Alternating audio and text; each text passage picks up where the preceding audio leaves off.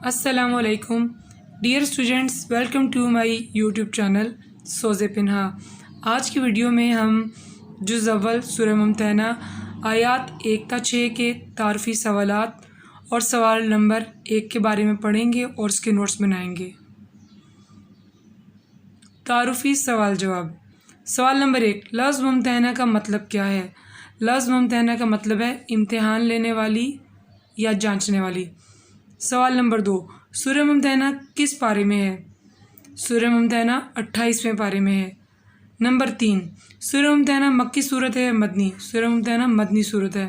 Number 4، سورہ ممتحنہ کتنی آیات پر مشتمل ہے؟ سورہ ممتحنہ 13 آیات پر مشتمل ہے۔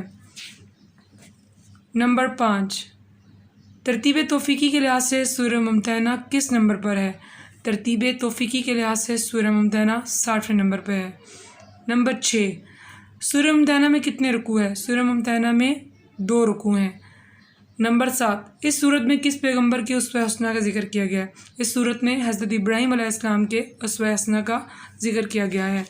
سوال نمبر 1، قرآن حکیم کی ان آیات کی روشنی میں اہل ایمان کا اسلام دشمن کافروں کے ساتھ کیا رویہ ہونا چاہیے؟ پس منظر 6 ہجری میں مسلمانوں اور قریش مکہ کے درمیان امن و امان کے قیام کے لیے ایک معاہدہ طے پایا جسے صلح حدیبیہ کہتے ہیں، لیکن کچھ عرصے بعد قریش مکہ نے یہ معاہدہ خود ہی توڑ دیا۔ معاہدے کے خاتمے کے بعد حضرت محمد صلی اللہ علیہ وآلہ وسلم نے مکہ کو فتح کرنے کے لیے جنگی تیاریاں شروع کر دی تھیں۔ ایک صحابی حضرت حاتب رضی اللہ تعالیٰ عنہ کو جب اس بات کا علم ہوا تو وہ اپنے گھر والوں کے لیے پریشان ہو گئے اور انہوں نے خفیہ طور پر ایک خط مکے کے سرداروں کے نام تحریر کیا، جس کی خبر آپ صلی اللہ علیہ وآلہ وسلم کو بروقت ہو گئی، اور خط پڑھنے پر آپ صلی اللہ علیہ وآلہ وسلم بہت ناراض ہوئے۔ چونکہ حضرت حاتب رضی اللہ تعالیٰ عنہ نے یہ قدم اپنے خاندان کی محبت کے فطری جذبے سے مجبور ہو کر اٹھایا تھا، اس لیے آپ صلی اللہ علیہ وآلہ وسلم نے انہیں معاف فرما دیا۔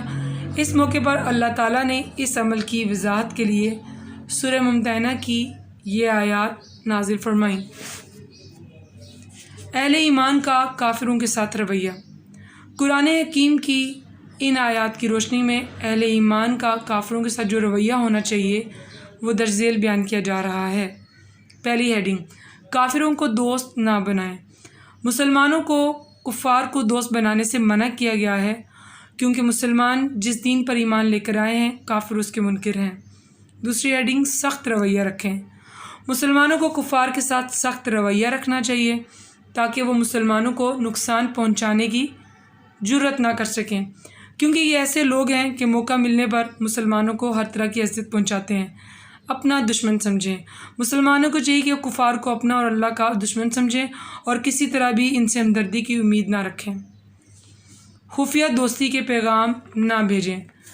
کافر مسلمانوں کے ہرگز دوست نہیں ہو سکتے، اس لیے اللہ تعالیٰ نے انہیں خفیہ طور پر دوستی کا پیغام بھیجنے سے منع فرمایا ہے، کیونکہ جو کچھ ہم چھپ کر کرتے ہیں یا سامنے، اللہ تعالیٰ ہمارے ہر عمل سے باخبر ہے۔